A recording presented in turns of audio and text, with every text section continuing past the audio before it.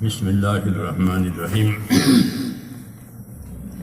الحمد للہ رب العالمین والصلاة والسلام علی سید المرسلین وعلی آلہ واصحابہ اجمعین۔ بزرگوں اور پیارے بھائیوں، جیسے فرمایا گیا ان حضرات کی طرف سے کہ یہ اللہ تعالیٰ کے انعامات میں سے ہیں کہ اللہ تعالیٰ نے ہم کو یہ نعمت عطا فرمائی ہے، لیکن ہم سے اس کی قدر نہیں ہو رہی ہے، قدر نہیں ہو رہی ہے۔ اور قدر اس لیے نہیں ہو رہی ہے کہ ہمارا دھیان آخرت کی طرف نہیں ہے۔ آخرت کا جتنا دھیان بڑھے گا اتنا قرآن کی طرف بھی دھیان بڑھے گا، کیونکہ آخرت تو قرآن سے ہی بنے گی، بغیر قرآن کے آخرت نہیں بنتی۔ آخرت کے لیے آخرت والا علم دیا گیا ہے، وہ علم یہی ہے جو قرآن و حدیث میں ہے، یہ علم آخرت کے لیے دیا گیا ہے۔ وہ ہمیں رسول صلی اللہ علیہ وسلم نے یہ فرمایا کہ اللہ نے دنیا تمہارے لیے پیدا کی ہے اور تم کو آخرت کے لیے پیدا کیا ہے، اور اللہ نے ہم کو آخرت کے لیے پیدا کیا ہے۔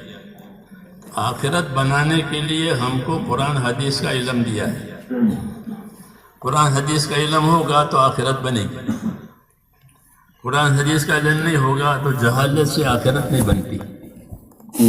حضور صلی اللہ علیہ وسلم سے پہلے جہالت تھی،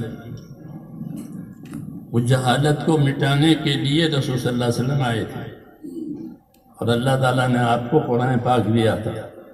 حضور صلی اللہ علیہ وسلم ساری دنیا کے رہبر ہیں، وہ قرآن شریف آپ کا رہبر ہے۔ حضور صلی اللہ علیہ وسلم کے ذریعے سے سیدھا راستہ ملے گا ساری دنیا کو، اور آپ کو سیدھی بات ملے گی، صحیح بات ملے گی، حق بات ملے گی قرآن کے ذریعے سے۔ تو یہ دوہرا انعام ہمارے اوپر ہے۔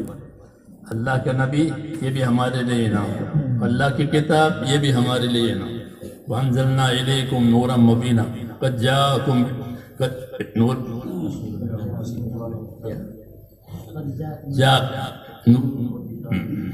کہ تمہارے پاس ایک نور آیا ہے، وہ نور حضور صلی اللہ علیہ وسلم کا ہے، اور ایک نور قرآن شریف کا ہے۔ تو ہم کو تو دو نور ملے ہیں۔ اب جو نور میں نہیں رہے گا وہ اندھیرے میں رہے گا، اس لیے کہتے ہیں قبر میں روشنی ہوگی قرآن شریف کی وجہ سے۔ تو اس لیے میرے دوستو، اہمیت کی باتیں ساری کے ساری ہم نے سنی ہیں، اب تو ہمیں توبہ کرنی ہے۔ کس بات سے؟ کہ قرآن پاک کی طرف سے جو غفلت ہوئی ہے اسے توبہ کریں۔ 12 بچے حفظ کر رہے ہیں، اور مسلمانوں کی کتنی بچتی ہے؟ میں کہنا چاہیے جی ہاں، عبدالعزیز صاحب مولوی دہلوی رحمۃ اللہ علیہ کے ملفوظات میں لکھا ہے کہ عالمگیر کا بھائی دانا شکو لاہور گیا ایک مرتبہ، اس نے لاہور کے ایک محلے میں دیکھا کہ ایک محلے میں 5000 حافظ تھے، ایک محلے میں، جی ہاں، ایک محلے میں 5000 حافظ، چونکہ لوگوں کو قرآن سے تعلق تھا، تو کہاں 5000 کہاں 12 دیکھ لو۔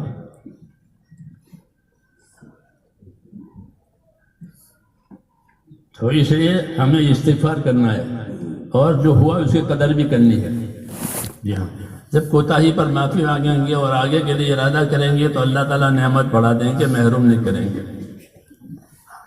دوسری بات یہ ہے، امام غزالی رحمۃ اللہ علیہ نے لکھا ہے کہ ہر آدمی کی اولاد اس کے پاس اللہ کی امانت ہے، جیسے مال امانت ہے اس کا حساب ہوگا، ایسے ہر آدمی کی اولاد وہ کیا ہے کہ وہ اس کے پاس اللہ کی امانت ہے۔ اس امانت کو کہاں لگایا، اولاد کو کہاں لگایا، اس کا جواب دینا پڑے گا۔ یہ دنیا کمانے پر لگایا ہے، مالدار بنانے پر لگایا ہے، یا دیندار بنانے پر لگایا ہے،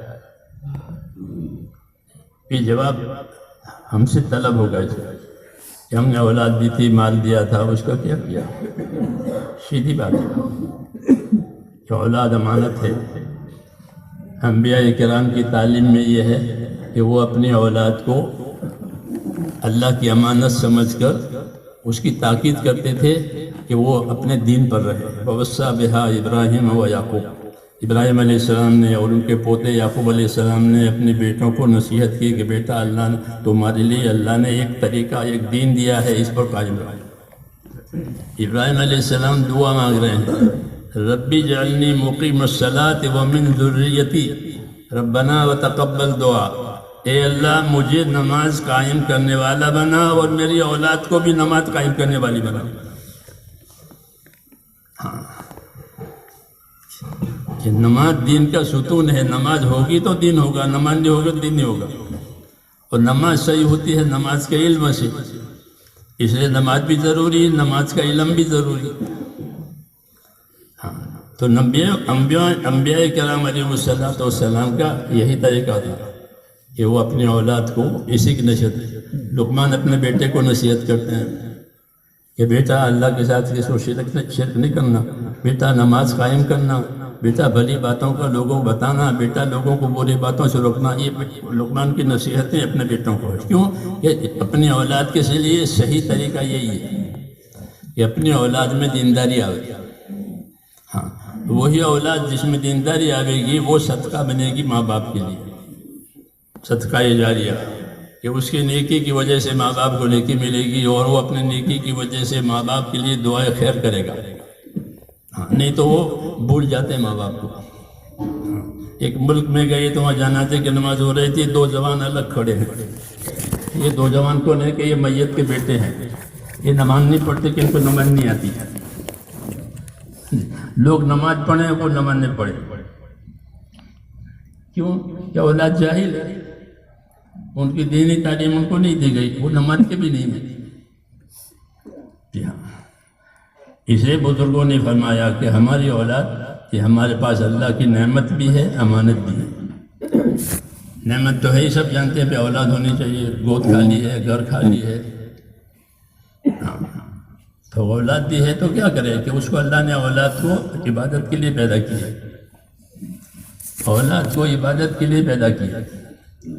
اس لیے کہتے ہیں اس کو شروع سے اس کا ذہن عبادت والا بناؤ، اس کے کانوں میں اذان اقامت کا ہو۔ آج پیدا ہوا ہے، آج پیدا ہوا تو یہی شروع ہو گیا کہ اس کے کانوں میں اذان اقامت کا ہو، پھر اس کی تعلیم دو، بولنا سیکھے تو اس کو اللہ کا نام سکھاؤ۔ یہ امانت ہے۔ تو میرے دوستو، یہ سب باتوں کا خلاصہ یہی ہے کہ دنیا کو اللہ تعالیٰ نے ذمہ داریوں کے پورا کرنے کی جگہ بنایا ہے۔ یہاں جو جتنی ذمہ داری پوری کرے گا اتنے اس کی دنیا بہتر ہوگی، دنیا کی برکتیں بھی ملے گی، آخرت کی کامیابی ملے گی۔ اور ان دونوں کے ملنے کے لیے اللہ کا دین ہونا ضروری ہے۔ اپنے اندر دین ہو، اپنے گھر والوں میں دین ہو۔ یا ایھا الذین آمنوا قوا انفسکم واہلکم نارا، اے ایمان والو اپنے آپ کو، گھر والوں کو دوزخ کی آگ سے بچاؤ۔ دوزخ کی آگ سے کیسے بچائیں گے؟ حضرت علی فرماتے تھے کہ دوزخ کی آگ سے بچانا کا مطلب یہ ہے کہ ان کو دین سکھاؤ، ان کو دین سکھاؤ تاکہ وہ دوزخ کی آگ سے بچ جائے، کیونکہ آدمی کا بچاؤ دوزخ سے سوائے دین کے نہیں ہوگا۔ جی ہاں، اس لیے میرے بھائیوں، یہ جلسے اور یہ تقریبیں اسی کی یاد دہانی کے لیے ہے کہ ہمارے ذمے اللہ تعالیٰ نے ایک ذمہ داری ڈالی ہے دنیا میں، جب تک زندہ رہیں، کہ وہ اللہ تعالیٰ کے حکموں کے ساتھ اپنی زندگی گزاریں۔ فَلَا تَمُوتُنَّ إِلَّا وَأَنْتُمْ مُسْلِمُونَ، خبردار تمہاری موت اس حالت میں آئے کہ تم اللہ کی بات مانتے مر جاؤ۔ اللہ کی بات چھوڑتے نہیں، بلکہ اللہ کی بات مانتے مرو آخر تک۔ یہ ہماری ذمہ داری ہے، اسی کی تعلیم ہے، اسی کی یہ ترتیب ہے کہ دین سکھا جائے گا اور دین سکھایا جائے گا۔ ہمارے ملک میں یہ اللہ کا بڑا احسان ہے کہ ہمارے بزرگوں نے یہ دینی مدارس قائم کیے۔ ہاں، خصوصاً ہمارے علاقہ گجرات میں تو الحمدللہ اس کی بہت اچھی چہل پہل ہے، بہت اچھی۔ مدارس کے ذریعے سے لوگوں میں دینداری ہے، دین کا شعور ہے، دینی ذمہ داریاں ہیں، دینی امدادیں ہیں. جی ہاں، یہ اللہ کا بڑا احسان ہے، لیکن جو ہے وہ ابھی تھوڑا ہے. اصل حق تو اللہ تعالیٰ کا ہے ہمارے اوپر، سب سے بڑا حق وہ اللہ کی عبادت کا حق ہے. اور اللہ کی عبادت اتنی صحیح ہوگی جتنا عبادت کا علم ہوگا. عبادت کا علم نہیں ہوگا تو عبادت صحیح نہیں ہوگی. اس لیے دین سیکھنا اور دین سکھانا اور اس کی مدد کرنا یہ ہمارے ذمہ ہے. اسی لیے اللہ تعالیٰ نے اس امت کو پیدا کیا ہے کہ یہ امت اپنی ذات سے دیندار رہے گی، دوسروں میں دینداری آوے اس کی محنت کرے گی. ہاں، تو یہ دینی محنتیں ہیں، یہ دینی محنتوں کے ذریعے سے دین آوے گا. یہ بڑی محنت ہے. آج کل یہ ہو گیا ہے ہر آدمی کو مالدار بننے کا شوق. یہ بیماری ہے، وہ بہت پھیل رہی ہے. یہ جی ہاں، مالدار بنو، مالدار بنو. جی ہاں، مالدار بننا کوئی دانائی نہیں ہے، یاد رکھو. اس لیے نہیں کہ میں ایک مولوی بات کر رہا ہوں ہاں کہ جس چیز کو چھوڑ کے مرنا ہے اس کو کیوں جمع کرنا ہے. ہاں، کتنا مال ہو، آخر کیا ہے کہ چھوڑ کے مر جائے گا، چھوڑ کے مر جائے گا. اس لیے حدیث شریف میں ہے کہ دنیا دار من لا دار لہ ومال من لا مال لہ ولہا یجمع من لا عقل لہ. کہ دنیا اس آدمی کا ٹھکانہ ہے جس کا کوئی ٹھکانہ نہیں. دنیا کو اپنا ٹھکانہ بنائے، دنیا کو اپنا گھر بنائے، تو کہ یہ وہ آدمی ہے کہ اس کا کوئی گھر ہی نہیں ہوگا، کہ دنیا چھوٹ گئی اور آخرت بنائی نہیں تو یہ بے گھر ہے. کہ دنیا چھوٹ گئی اور آخرت بنائی نہیں تو یہ بے گھر ہے. اس نے کہا کہ دنیا اس آدمی کا گھر ہے جس کا کوئی گھر نہیں، کہ دنیا کو گھر بنایا تھا اس میں تو رہے گا نہیں، آخرت بنائی نہیں. یہ دنیا دار من لا دار لہ، دنیا اس آدمی کا گھر ہے جس کا کوئی گھر نہیں، اور دنیا اس آدمی کا مال ہے جس کا کوئی مال نہیں ہے. یہ دنیا کے لیے مال جمع کیا. اس لیے کہا کہ مالداری کے لیے جو مال جمع کرے وہ عقل مند نہیں ہے. مال کو تو اللہ تعالیٰ نے حقوق ادا کرنے کے لیے پیدا کیا ہے.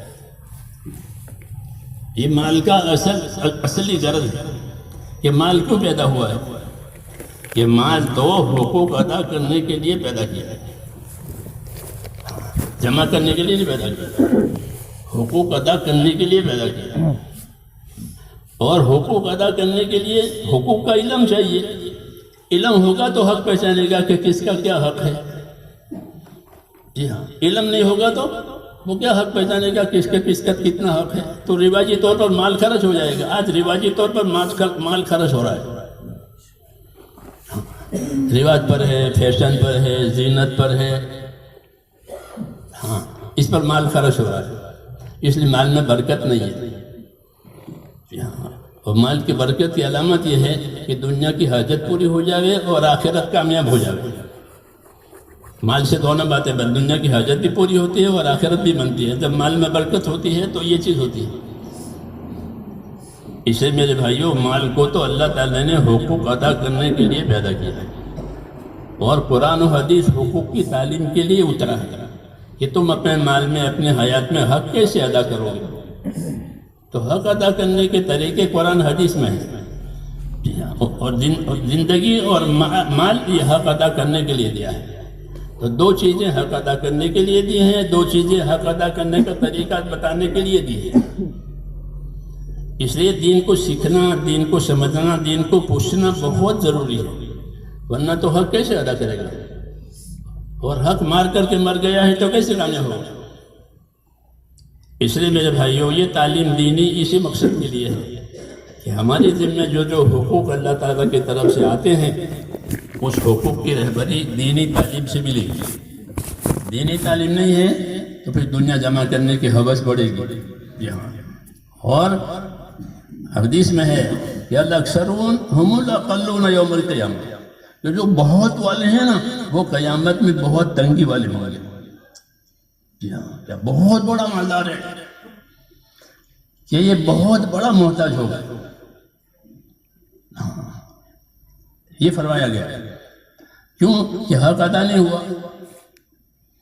تو اصل تو دنیا حقوق ادا کرنے کی جگہ ہے، آخرت بدلہ پانے کی جگہ ہے، یہ ترتیب ہے. ہاں، اس لیے اس چیز کو سامنے رکھنا ہے، اور اس کو سامنے رکھ کر زندگی گزاریں گے انشاءاللہ تو اللہ دنیا کی برکتیں دیں گے، آخرت کا بدلہ بھی ملے گا. مسلمان کو دونوں چیزیں ملتی ہے، دنیا میں برکتیں ملتی ہے، آخرت میں بدلہ ملتا ہے. اس لیے وہ دنیا میں بھی خوش ہے، آخرت میں بھی خوش ہے، دونوں جگہ خوش ہے. آخرت اپنے بدلہ ملنے کی وجہ سے، وہ دنیا میں برکتیں آتی ہیں، الجھنیں نہیں آتی. اگر دین نہیں ہوگا تو الجھنیں آئے گی، دنیا الجھنوں والی ملے گی، اور دین ہوگا تو دنیا برکت والی ملے گی. یہ قاعدہ ہے. اس لیے اپنے آپ کو دیندار بنانا ہے، تو پھر انشاءاللہ اللہ کی طرف سے خیر و برکت نازل ہوگی. اس لیے اپنے دین پر قائم رہنا ہے، اور دیندار بننے کے لیے ہر وقت دعا مانگے. اللہم اصلح لی دینی الذی هو عصمت امری، حدیث دعا ہے کہ اللہ میرا دین سنوار دے. کیوں کہ وہ تو میری اصل بنیاد ہے. میرا دین سنوار دے، دین خراب نہ ہو. میرا دین سنوار دے کہ وہ تو میری اصل بنیاد ہے، کیونکہ قبر میں پہلے دین پوچھیں گے. سب سے پہلا سوال اپنا دین کیا ہے وہ بتاؤ. تو دعا مانگی ہے، تو دعا سکھائی ہے کہ اللہ میرا دین سنوار دے، وہ تو میری اصل بنیاد ہے. میری دنیا سنوار دے، اس میں میرا گزارا ہے. میری آخرت سنوار دے، وہ میرا ٹھکانہ ہے. یہ دعائیں میں سکھائی ہے. ہاں، کیا کہ اللہ سے مانگیں اور اس کے مطابق اپنی زندگی گزاریں. اس لیے میرے بھائیو، دین سیکھیں گے تو یہ باتیں سامنے آئے گی. اس لیے قرآن کریم بہت بڑی نعمت ہے، بہت بڑی نعمت ہے. اس سے بڑی کوئی نعمت نہیں ہم کو ملی. جیسا سنا ابھی آپ نے، بڑی نعمت ہے، آخری کتاب ہے، آخری انعام ہے. اللہ نے اس کی حفاظت کا وعدہ کیا ہے، اور ایمان والوں کو جو عزت ملے گی وہ اس کتاب کی وجہ سے ملے گی، اور ایمان والوں پر جو مصیبت آئے گی وہ اس کتاب کے چھوڑنے کی وجہ سے آئے گی. حدیثوں میں ایسا ہے، اس کتاب کو چھوڑ دیں گے تو ان پر مصیبتیں آئیں گی، اس کتاب کو تھامیں گے تو ان کے ساتھ اللہ کی مدد ہوگا. یہ حدیث بات ہے. اس لیے میرے بھائیوں، یہ کوئی معمولی باتیں نہیں ہے جو سنائی گئی ہے. حضرات نے ارادہ کریں اپنے آپ کو دیندار بنانے کا، اور قرآن شریف کی تلاوت کا معمول بنانے. روز قرآن پڑھیں، روز ایک ترتیب بنا کر روز قرآن شریف پڑھیں. یہ آج کل یہ موبائلوں کی وجہ سے اس کی رغبت ختم ہو گئی، اس کی نفوست ہے موبائل کی. حضرت علی فرماتے تھے کہ مجالس اللہو تنسی القرآن، کہ لہو لغو کی جو مجلسیں ہیں وہ قرآن بھلا دے گی. تو ان موبائلوں کی وجہ سے قرآن کی جو رغبت ہے وہ ختم ہو جاتی ہے. اس لیے اس کی حفاظت کرنی ہے، اور روزانہ معمول بنا کر قرآن پاک پڑھیں. یہ قرآن کا حق ہے، روز پڑھیں اس کو. ہمارے حضرت شریف فرماتے تھے کہ جو لوگ حافظ ہیں وہ روزانہ 3 پارے پڑھیں، اپنے قرآن کی حفاظت کے لیے بھی اور اپنے اللہ کی عبادت کے لیے بھی. روزانہ 3 پارے پڑھیں.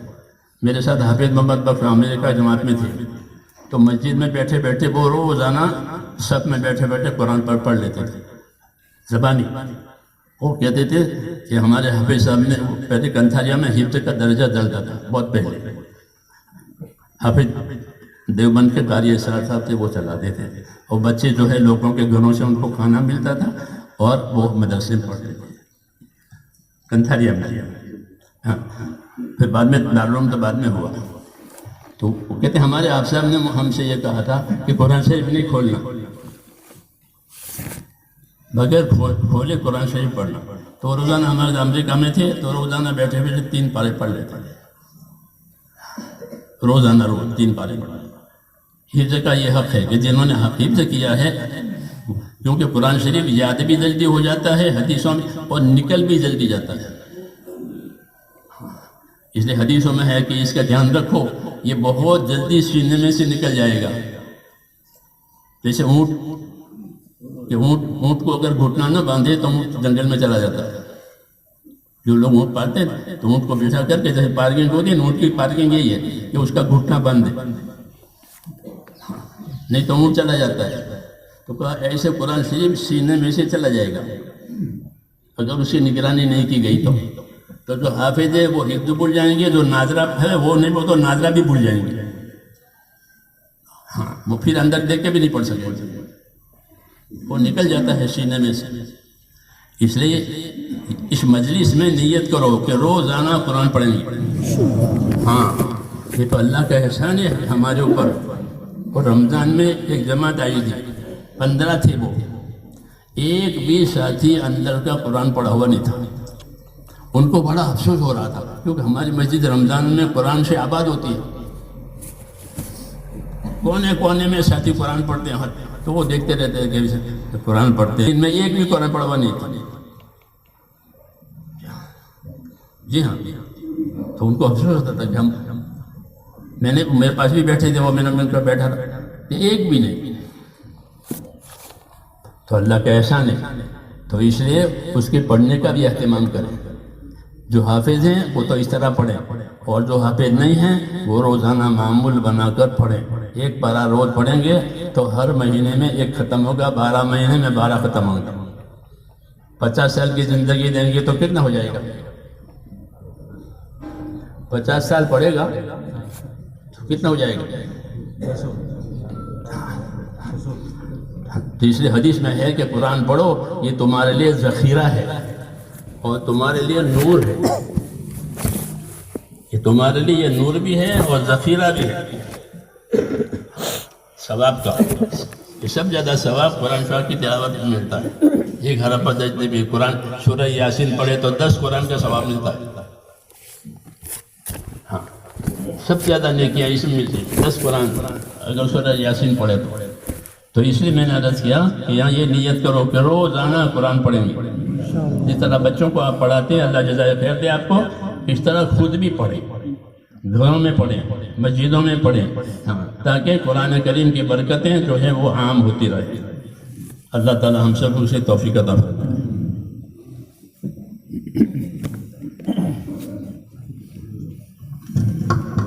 دلہا گواہ وکیل